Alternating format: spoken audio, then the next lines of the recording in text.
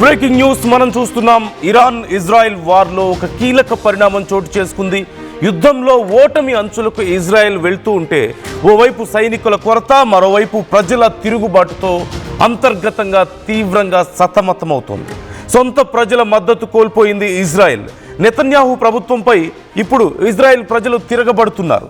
యుద్ధాన్ని ముగించాలంటూ ఇజ్రాయెల్ ప్రజలు నిరసనలు వ్యక్తం చేస్తున్నారు. టెల్ అవీవ్లో యుద్ధానికి వ్యతిరేకంగా తీవ్రమైనటువంటి ఆందోళనలకు దిగుతున్నారు. మేము చావాలనుకోవడం లేదు, దయచేసి యుద్ధాన్ని ఆపేయండి అంటూ ప్రజలు నినాదాలు చేస్తున్నారు. వీటన్నిటికంటే అతిపెద్ద విషయం నెతన్యాహు రాజీనామా చేయాలని కూడా ప్రజలు డిమాండ్ చేయడం ఇప్పుడు సంచలనం రేపుతోంది. నిరసనకారులను ఆర్మీ, పోలీసులు అడ్డుకుంటున్నారు. ఆందోళనకారులు, పోలీసులకు మధ్య చాలా ప్రాంతాల్లో ఘర్షణ చోటు చేసుకుంటుంది. ఇటు అమెరికాలో కూడా సేమ్ సీన్ రిపీట్ అవుతోంది. ట్రంప్ రాజీనామా చేయాలంటూ 90 లక్షల మంది ప్రజలు రోడ్లెక్కారు. ఇప్పటికే అమెరికా, ఇజ్రాయెల్ మధ్య విభేదాలు కూడా బయటపడడంతో తీవ్ర గందరగోళం నెలకొంది. నెతన్యాహుకు కాల్ చేసి క్లాస్ స్పీకరు, America vice president JD Vance యుద్ధం మొదలై నెల గడిచినా ఎలాంటి ఫలితం లేకపోవడంపై అమెరికా అసంతృప్తి వ్యక్తం చేస్తుందంటూ చెప్పారట. ఇజ్రాయెల్కు ఆయుధాలు ఆపే ఆలోచనలో కూడా అమెరికా ఉన్నట్లుగా తెలుస్తోంది. ఓవైపు అసలు యుద్ధం ఎందుకు చేస్తున్నామో, ఎక్కడ మొదలుపెట్టి ఎటుపోతున్నామో తెలియని పరిస్థితుల్లో ఇప్పుడు అమెరికా, ఇజ్రాయెల్ ఉన్నాయి. అమెరికా యుద్ధం ఆపేద్దామంటూ చెప్తున్నా కానీ ఇజ్రాయెల్ మాట వినకుండా దాడులు మరింత తీవ్రతరం చేయడం అమెరికాకి నచ్చడం లేదు. మరోవైపు ఈ యుద్ధాన్ని ఇప్పుడు గెలుస్తామన్న నమ్మకం కూడా లేకపోవడంతో ఇక ఇంతకు మించి నష్టపోవడం సరికాదు అని అమెరికా ఆలోచిస్తున్నట్లుగా కనపడుతోంది. ఇవన్నీ ఒక ఎత్తు అయితే, ఓవైపు ఇజ్రాయిల్లో పెద్ద ఎత్తున నిరసనలు రావడం మనం చూస్తున్నాం. మీరు స్క్రీన్లో చూస్తున్నారు. టెల్ అవీవ్లో కొన్ని లక్షల మంది ప్రజలు నిరసనలు చేస్తున్నట్లుగా తెలుస్తోంది. యుద్ధానికి వ్యతిరేకంగా మేము చావాలనుకోవడం లేదు, దయచేసి యుద్ధాన్ని ఆపండి అంటూ నిరసనలు వ్యక్తం చేస్తున్నారు. వారొద్దు, పీస్ కావాలి మాకు అంటూ అమెరికాలో నిరసనలు వ్యక్తం చేస్తున్నారు. కొన్ని వేల లక్షల మంది ప్రజలు రోడ్ల మీదకి వస్తున్నటువంటి పరిస్థితి కనపడుతోంది. ఇటు ఇజ్రాయెల్లో టెల్ అవీవ్ హబీబా స్క్వేర్ వద్ద మీరు ఇప్పుడు చూస్తున్న విజువల్, టెల్ అవీవ్లో ఉన్నటువంటి హబీబా స్క్వేర్ వద్ద వచ్చినటువంటి నిరసన కార్యక్రమం.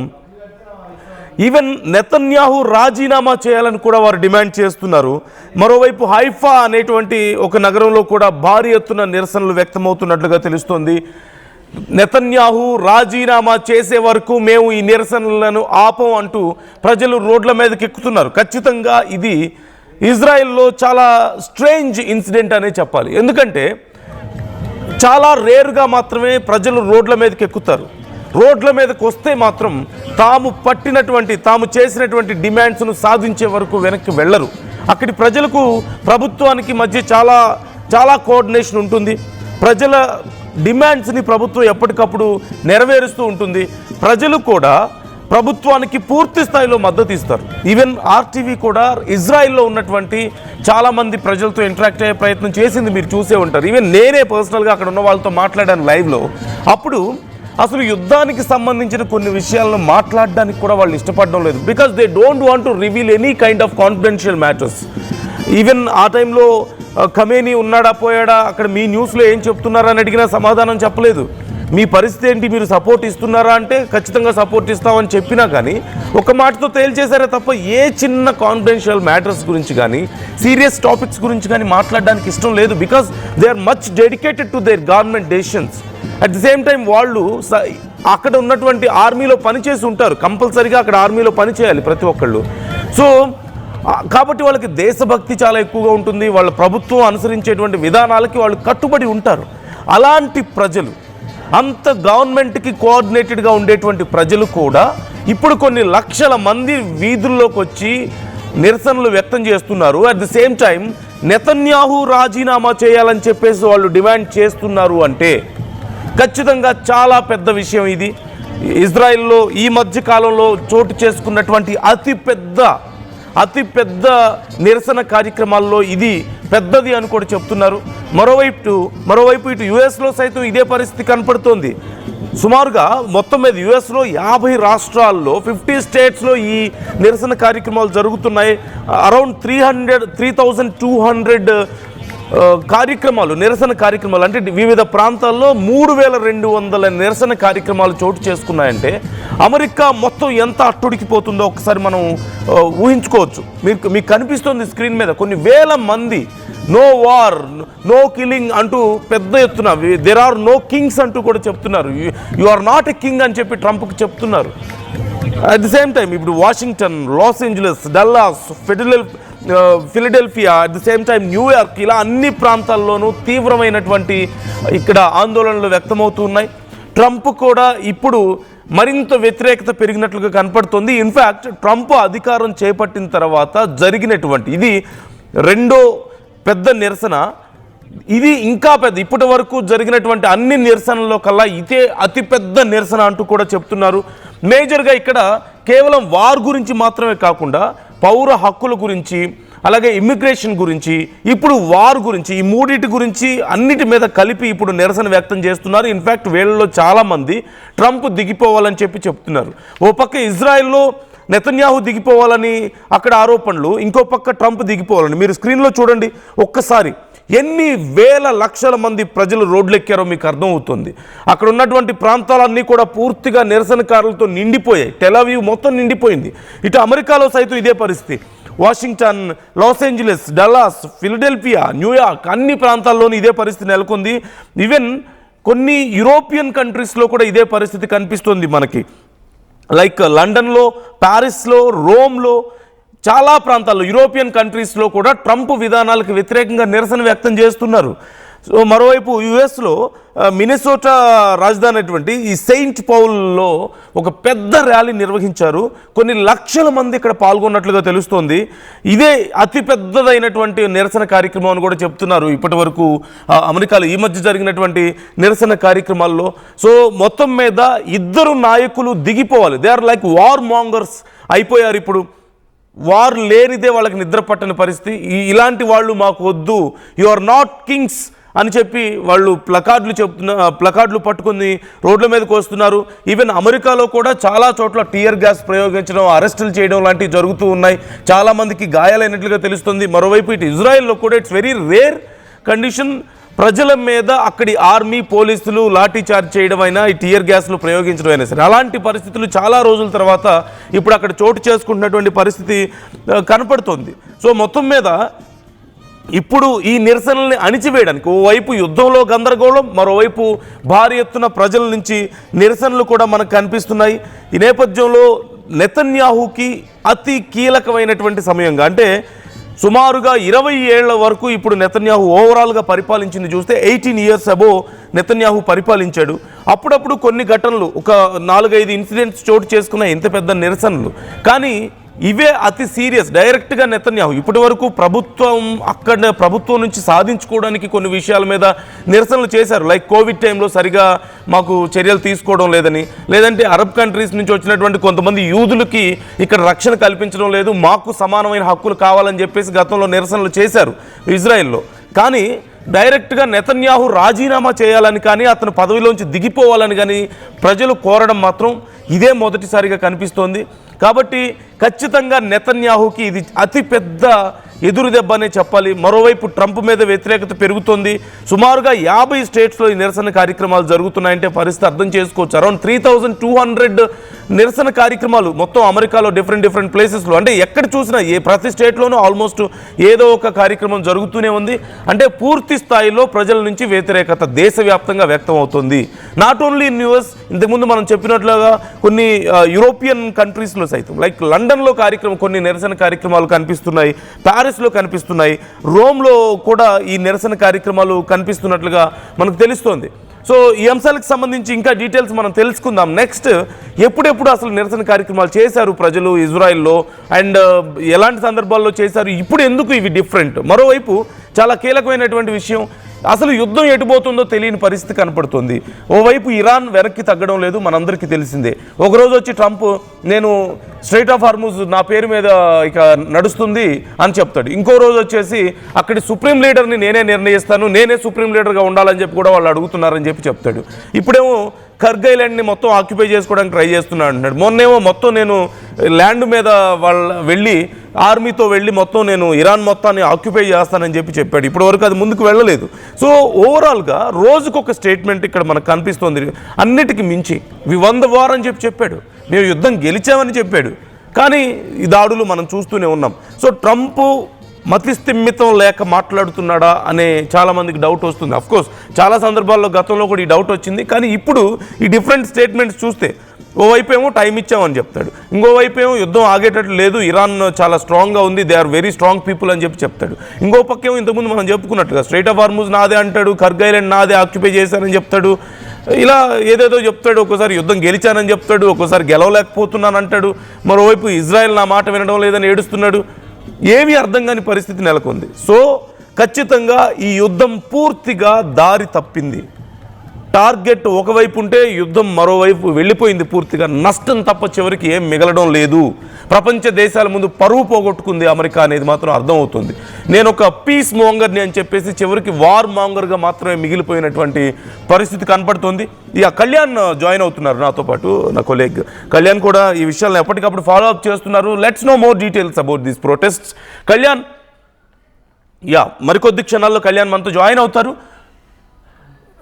మరికొద్ది క్షణాల్లో కళ్యాణ్ మనతో జాయిన్ అవ్వబోతున్నారు. ఒక్కసారి ఇజ్రాయెల్లో ఉన్నటువంటి కండిషన్ ఎందుకు ఇది చాలా కొత్త విషయం, చాలా స్ట్రేంజ్ కండిషన్ అని మనం చెప్పుకోవాల్సి వస్తుందంటే, నెతన్యాహు మీద ఎప్పుడెప్పుడు వ్యతిరేకంగా ఇక్కడ ఇజ్రాయెల్లో పెద్ద నిరసనలు జరిగాయని చూస్తే 2023లో అక్కడ ఉన్నటువంటి కొన్ని ఈ న్యాయ సంస్కరణలకు సంబంధించి అక్కడ రాజ్యాంగంలో మార్పులు చోటు చేసుకోవడం పట్ల ఇది పెద్ద నిరసనలు చోటు చేసుకున్నాయి. అంటే అప్పుడు నెతన్యాహు సుప్రీంకోర్టు అధికారాలను కూడా తగ్గించి ఎక్కువ అధికారాలు తనకే వచ్చేలా, నెతన్యాహుకి వచ్చేలా అక్కడ కొన్ని రాజ్యాంగంలో మార్పులు చేశాడు. అంటే కంటిన్యూగా లైక్ రష్యాలో లాగా ఎలాగైతే పుతిన్ అధికారాన్ని కంటిన్యూ చేస్తున్నాడో, లేదంటే చైనాలో ఎలా కంటిన్యూ చేస్తున్నారో అలా తాను కూడా లైక్ ఉత్తర కొరియాలో కంటిన్యూ చేస్తున్నట్లుగా అనుకోవాలి ఒక రకంగా. సో ఇలా మారిపోవడానికి స్లోగా ట్రై చేస్తున్నారు, అధికార ఆపోజిషన్ అనేది లేకుండా. సో అలాంటి కొన్ని మార్పులు చేసినప్పుడు పెద్ద ఎత్తున నిరసనలు వచ్చాయి 2023లో.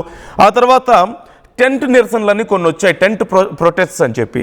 అంటే ఇళ్ళు అద్దెలు విపరీతంగా పెరిగిపోతున్నాయి, ప్రభుత్వానికి కంట్రోల్ తప్పింది రియల్ ఎస్టేట్ బిజినెస్ మీద, ఈ విషయంలో కొంచెం తక్కువ చేయండి, ఈ విషయాలను కంట్రోల్ చేయండి అని చెప్పి అప్పుడు కొన్ని వేల మంది యువకులు ఈ టెల్ అవీవ్లో టెంట్లు వేసుకొని నివసించారు కొన్ని రోజుల పాటు. అది చాలా ఇంట్రెస్టింగ్ ప్రొటెస్ట్గా మారింది, ప్రపంచం మొత్తం దాని గురించి చర్చించుకుంది. దాని తర్వాత బ్లాక్ పాంథర్స్ ప్రొటెస్ట్ అని చెప్పి 1971లో జరిగినాయి. అవి ఇటు ఇజ్రాయిల్లో నెతన్యాహుకి పెద్దగా సంబంధించినవి కాదు. వాటితో పాటుగా 1973-74లో జరిగాయి. ఇప్పుడు రీసెంట్గా జరిగిన వాటిలో 2021లో కూడా జరిగాయి. కోవిడ్ టైంలో సరైన చర్యలు తీసుకోలేదు అని చెప్పేసి, అలాగే అదే సమయంలో సుమారుగా యూదులకి ఇక్కడ గల్ఫ్ దేశాల నుంచి వచ్చినటువంటి యూదులకి సరైన రక్షణ లేదు, హక్కులు లేవు, కల్పించడం లేదు, సమాన హక్కులు కావాలి ఇజ్రాయెల్లో ఉన్నటువంటి ప్రజలతో పాటుగా అని చెప్పేసి అక్కడ కొన్ని నిరసనలు జరిగాయి. ఇవి మాత్రమే చాలా మేజర్ ప్రొటెస్ట్ అక్కడ జరిగినవి. వాటితో పోల్చుకుంటే ఇప్పుడు జరుగుతున్నటువంటి ప్రొటెస్ట్ ఇంకా పెద్దది. వీటన్నిటిలో ఎక్కడ కూడా నెతన్యాహు దిగిపోవాలని ఎవరు అడగలేదు. కానీ ఇప్పుడు మాత్రం నెతన్యాహు దిగిపోవాలని చెప్పడం, ఇజ్రాయెల్లో ప్రభుత్వానికి వ్యతిరేకంగా అసలు ప్రభుత్వమే కూలిపోవాలని చెప్పి అడగడం అనేది చాలా రేర్ కండిషన్. అందులోనూ అక్కడి ప్రధాని డైరెక్ట్గా రాజీనామా చేయాలని చెప్పి అడగడం ఇంకా పెద్ద విషయం. సో ఇవి చాలా చాలా స్ట్రేంజ్ సిచ్యువేషన్స్ ఇజ్రాయెల్లో. ఖచ్చితంగా నెతన్యాహుకి అతిపెద్ద దెబ్బ అనే చెప్పాలి. నా కొలీగ్ కళ్యాణ్ కూడా జాయిన్ అవుతున్నారు మనతో. కళ్యాణ్ అడిగి మరిన్ని డీటెయిల్స్ తెలుసుకుందాం. కళ్యాణ్, ఓ పక్క ప్రభుత్వం మీద నిరసనలు చేయడం అనేది అప్పుడప్పుడు చూస్తూ ఉంటాం, కానీ డైరెక్ట్గా నెతన్యాహు రాజీనామా చేయాలని ఇజ్రాయెల్లో ప్రజలు అడగడం, మరోవైపు మోర్ దెన్ 50 స్టేట్స్లో, ఇటు యుఎస్లో, ఈవెన్ యూరోపియన్ కంట్రీస్లో కూడా కొన్ని చోట్ల నిరసనలు వ్యక్తం అవుతున్నాయి ట్రంప్ విషయంలో. సో ఇద్దరు వార్ మాంగర్స్, పీస్ మాంగర్స్ అని చెప్పుకునే ఇద్దరు వార్ మాంగర్స్ దిగిపోవాలని చెప్పేసి ప్రజలు కోరుకుంటున్నారు అనేది చాలా క్లియర్గా అర్థమవుతుంది. So how is it going to effect in near future, ఎలా ఉండబోతుంది, అండ్ ప్రజెంట్ కండిషన్కి సంబంధించిన డీటెయిల్స్ కూడా మాకు చెప్పండి. అందు ఒకసారి మనం చూస్తే కనుక నో కింగ్స్ ప్రొటెస్ట్ ఇది థర్డ్ ప్రొటెస్ట్ అని చెప్పాలి. గతంలో సెకండ్ టైం జరిగిన ప్రొటెస్ట్ ఇటు అక్టోబర్ 2025లో ఈ ప్రొటెస్ట్ జరిగింది. అక్టోబర్ 2025లో అమెరికాలో ఈ ప్రొటెస్ట్ జరిగినప్పుడు దాంట్లో 70 లక్షల మంది పార్టిసిపేట్ చేశారు. కానీ ఈసారి జరిగిన ప్రొటెస్ట్లో, నిన్న జరిగిన ప్రొటెస్ట్లో మనం చూస్తే కనుక దాదాపు 90 లక్షల మంది అమెరికన్స్ 3000 డిఫరెంట్ లొకేషన్స్లో 3200 లొకేషన్స్ అమెరికాలోని 50 రాష్ట్రాలు ఏవైతే ఉన్నాయో ప్రతి రాష్ట్రంలో కూడా ప్రొటెస్టులు జరిపారు. అలాగే మీరు అన్నట్టు ఇటు 15 వివిధ దేశాలలో కూడా ప్రొటెస్టులు చేశారు. ఫర్ ఎగ్జాంపుల్ ఫ్రాన్స్ కానీ, జపాన్ కానీ, ఆస్ట్రేలియా, అలాగే బెర్లిన్ లాంటి సిటీస్, రోమ్ లాంటి సిటీస్, ప్యారిస్ లాంటి సిటీస్, ఇలాంటి సిటీస్లో కూడా మొత్తంగా 90 లక్షల నుంచి 1 కోటి మందికి పైగా ఈ ప్రొటెస్టులో పాల్గొన్నారు. నో కింగ్స్ అంటూ, అంటే ఇంకా రాజులు, రాజ్యాలు, రాచరికం అనేది ఇంకా లేదు అని ఇటు ఒక నియంత, ఇటు ట్రంప్ని ఉద్దేశించి ఈ ప్రొటెస్టులు జరిగాయి. ఒక నియంత పాలన ఏదైతే చేస్తున్నాడో, యుద్ధానికి వెళ్ళనని రెండోసారి ప్రామిస్ చేసి, ప్రజలకి పబ్లిక్గానే ప్రామిసెస్ చేసి యుద్ధానికి వెళ్ళను, నేను ఒక శాంతి దూతగా ఉంటానంటూ ఇటు ట్రంప్ చెప్పుకొచ్చే ప్రయత్నం చేశాడు. కానీ మొత్తానికైతే వచ్చిన మొదటి సంవత్సరంలోనే 8 యుద్ధాల్లో డైరెక్ట్గా కానీ ఇండైరెక్ట్గా కానీ 8 యుద్ధాల్లో ట్రంప్ పాల్గొన్నాడు. ట్రంప్కు ఆ శాంతి దూత అంటూ తనకు నోబెల్ ప్రైజ్ ఇవ్వాలని అతను కోరడం, ఆ నోబెల్ ప్రైజ్ ఇచ్చినా మనకి ఈ యుద్ధాల గొడవ ఉండకపోవచ్చు నందు. ఒకసారి అయితే మరో పక్కన ఇటు అమెరికాకు సంబంధించిన మేజర్ సిటీస్ కూడా ఒకసారి మనం చూస్తే ఇటు వాషింగ్టన్ DC, న్యూయార్క్, చికాగో ఇలాంటి ప్లేసెస్లో ఈ నో కింగ్స్ అనే ఈ ఈవెంట్ మొదటగా ఇటు Saint Paul, Minnesota Saint Paul అనే ఈ ట్విన్ సిటీస్లో మొదటగా స్టార్ట్ అయింది. ఇప్పుడు నిన్న జరిగిన దాంట్లో కూడా ఇదే ఫోకల్ పాయింట్ అని చెప్పొచ్చు, ఇదే మెయిన్ పాయింట్ అని చెప్పొచ్చు. ఇక్కడ నుంచి డెమాన్స్ట్రేషన్స్ అని ఎక్కువ జరిగినాయి. దాదాపు ఇక్కడ 2 లక్షల మందికి పైగా నిన్న ఈ మినసోటాలో పాల్గొన్నారు. దాంతోపాటు ఇటు బ్రూస్ స్ప్రింగ్స్టీన్ అనే ఒక పబ్లిక్ హై ప్రొఫైల్ ఫిగర్ అని చెప్పొచ్చు. అలాగే సెనేటర్ బెర్నీ శాండర్స్ అనే ఒక సెనేటర్ కూడా దీంట్లో పాల్గొన్నాడు. సో మొత్తం మీద ఓవరాల్గా ఇటు ఇది అమెరికా పరిస్థితి చూస్తేనేమో ఎక్కడైనా వీళ్ళు పార్టిసిపేట్ చేస్తున్నారు. రానున్న మిడ్ టర్మ్ ఎలక్షన్స్లో కూడా ఈ నిరసనలు ఓట్లలాగా మారి మిడ్ టర్మ్ ఎలక్షన్స్లో మరి ట్రంప్ని దించే అవకాశం కూడా ఉంది. మరొక పక్కన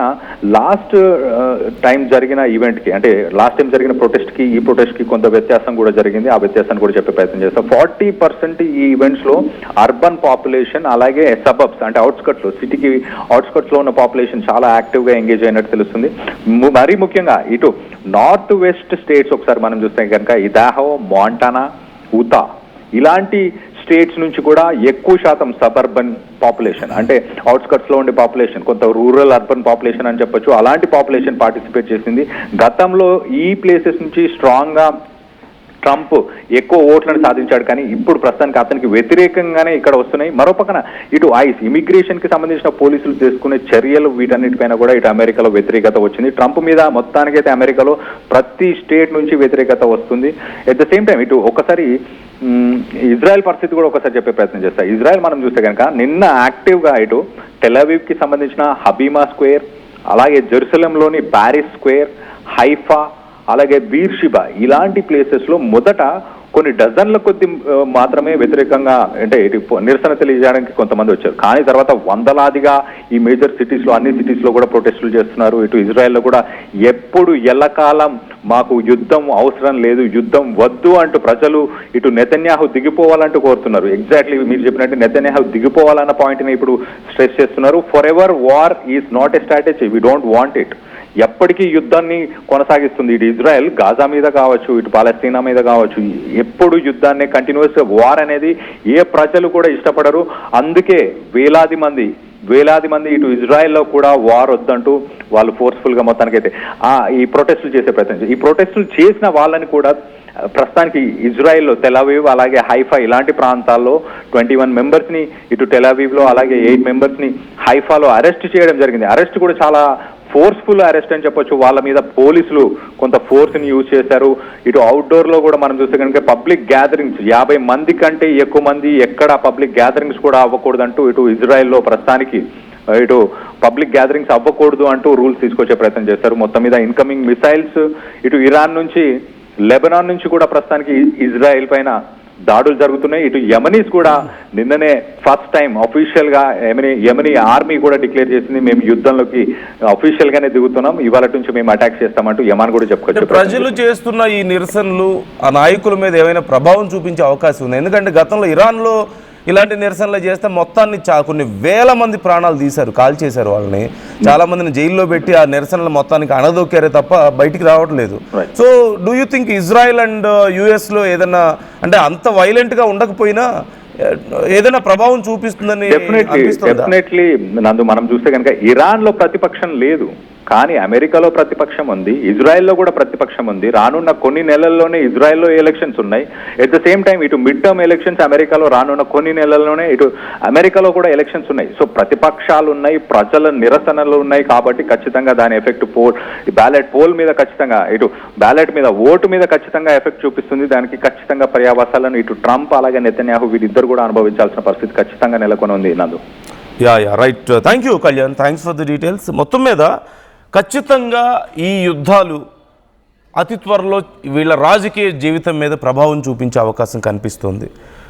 ఇజ్రాయెల్ ఎప్పటి నుంచో యుద్ధం చేస్తుంది, ఫ్రమ్ 1979 నుంచి ఈ యుద్ధాలు సుమారుగా జరుగుతూనే ఉన్నాయి. అక్కడ ఇరాన్లో ఇస్లామిక్ రిజీమ్ వచ్చిన దగ్గర నుంచి ఇజ్రాయెల్కి ఇరాన్కి మధ్యలో ఈ గొడవలు జరుగుతూనే ఉన్నాయి. యుద్ధం ఎప్పుడూ కంటిన్యూస్గా జరుగుతూనే ఉంది. మరోవైపు ఇరాక్ గొడవ మనం చూసాం, ఇక లెబనాన్, హిజ్బుల్లా మనం చూస్తూనే ఉన్నాం. సో ఇలాంటి పరిస్థితుల్లో ఎప్పుడూ రానటువంటి ప్రజల్లోంచి రానటువంటి నిరసన ఇప్పుడు మాత్రమే అక్కడ ఎక్కువ కనిపిస్తుంది. మరోవైపు యుఎస్ సంగతి మనం చూస్తే యుఎస్ కూడా గతంలో ఎన్నో యుద్ధాలు చేసింది. అఫ్కోర్స్ అప్పుడప్పుడు కొన్ని నిరసనలు మనం చూసాం, కానీ అక్కడ ఉన్నటువంటి ఒక ప్రెసిడెంట్ విషయంలో ఇంత పెద్ద వ్యతిరేకత గతంలో ఎన్నడూ రాలేదు. ట్రంప్ మీద వచ్చినటువంటి వ్యతిరేకత అనేది కనపడుతుంది. And one of the biggest protest ఇప్పుడు జరుగుతుంది, బిగ్గెస్ట్ ప్రొటెస్ట్గా కూడా తెలుస్తుంది. ఇన్ని లక్షల మంది ప్రజలు రోడ్ల మీదకి రావడం, యు ఆర్ నో కింగ్ అని చెప్తున్నారు. యు ఆర్ నో కింగ్, నువ్వు రాజువి కాదు, నియంతలాగా ఇక్కడ పరిపాలించడానికి కుదరదు అని చెప్తున్నటువంటి పరిస్థితి కనపడుతుంది. సో ఇట్ సీమ్స్ అతి త్వరలో కేవలం ట్రంప్ తన ఇమేజ్ని మాత్రమే పాడు చేసుకోవడం లేదు, తన పార్టీ ఇమేజ్ని కూడా పాడు చేస్తున్నటువంటి పరిస్థితి, వాళ్ళ పార్టీ రాజకీయ భవిష్యత్తును కూడా ఇబ్బందుల్లోకి నెడుతున్నటువంటి పరిస్థితి కనపడుతుంది. సో ఖచ్చితంగా ఇక్కడ ఒక మాట మనం గుర్తు తెచ్చుకోవాలి, దేశం అంటే మట్టి కాదు, దేశం అంటే మనుషులోయి అని మన తెలుగులోనే ఉంది కదా. సో ఈ మాట ఇక్కడ మనం గుర్తు తెచ్చుకోవాలి. ప్రజలు రోడ్ల మీదకి వచ్చిన తర్వాత ఎంత పెద్ద నియంతలైనా, ఎంత పెద్ద కింగ్స్ అయినా, ఇంకెవరైనా సరే చివరికి అధికారం కోల్పోయారు, ప్రాణాలు కోల్పోయారే తప్ప ప్రజల్ని నియంత్రించి ఎక్కువ కాలం ఉండలేకపోయారు.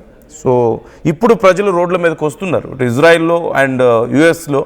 సో ఇప్పటికైనా బుద్ధి తెచ్చుకుంటే నయం ఆ నాయకులు, లేదంటే మరింత వైలెన్స్, మరింత నష్టం తప్ప ఇంకేం మిగిలేది లేదు. చివరికి ఇప్పటి వరకు జరిగినటువంటి యుద్ధంతో సాధించింది ఏమైనా ఉందా అంటే ఏమీ లేదు, పోగొట్టుకోవడం తప్ప. So try to comment your opinions also. ఈ అంశానికి సంబంధించి మీ అభిప్రాయాలు ఎలా ఉన్నాయి? ఇటు నెతన్యాహు దిగిపోవాలని చెప్పి ప్రజలు కోరుకోవడం, అమెరికాలో ట్రంప్ దిగిపోవాలని ప్రజలు కోరుకోవడం, అసలు మాకు ఈ యుద్ధం వద్దు. ఈవెన్ ఇజ్రాయెల్లో ఎక్కడి నుంచి ఎటువైపు నుంచి ఏ మిజైల్ వచ్చి పడుతుందో తెలియదు, ఏ డ్రోన్ వచ్చి ఎటువైపు పేలుతుందో తెలియదు, బట్ స్టిల్ కొన్ని వేల మంది ప్రజలు రోడ్ల మీదకి వచ్చారంటే పరిస్థితి ఏంటో ఒకసారి ఊహించుకోవచ్చు మనం. అంటే అలాంటి డేంజర్ని సైతం లెక్క చేయకుండా రోడ్ల మీదకి వచ్చి నిరసన తెలియజేస్తున్నారు.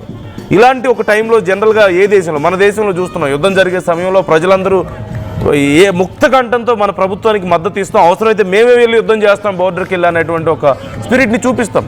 ఈవెన్ ఇజ్రాయెల్లో కూడా అలాంటి స్పిరిటే మనకు కనిపిస్తుంది. కానీ ప్రజలు చివరికి ఏ స్థాయికి వెళ్ళిపోయారు మెంటల్గా అంటే, మీరు దిగిపోండి బాబు, మాకు యుద్ధాలు వద్దనే చెప్పి పరిస్థితికి వెళ్ళిపోయారంటే వాళ్ళు ఎంత డిటాచ్డ్గా ఉన్నారో అక్కడ ఉన్నటువంటి పరిస్థితులకి, ఆ యుద్ధానికి, ఆ రాజకీయ నాయకుల యొక్క నిర్ణయాలకి, ఆ నాయకులకి ఎంత డిటాచ్డ్గా ఉన్నారు అనేది మనం ఒకసారి ఇక్కడ అర్థం చేసుకోవచ్చు. ద గ్యాప్ మనకు కనిపిస్తుంది. సో వన్స్ అలాంటి ఒక గ్యాప్ క్రియేట్ అయిన తర్వాత, ప్రజలు అంత డిటాచ్ అయిన తర్వాత, ఎమోషనల్ డిటాచ్మెంట్ ఒక్కసారి వచ్చిన తర్వాత ఆ ప్రభుత్వాలతో, ఆ నాయకులతో, it's not easy for them to continue like this. So try to comment your opinions. మీ అభిప్రాయాలు కూడా మాతో షేర్ చేసుకోండి.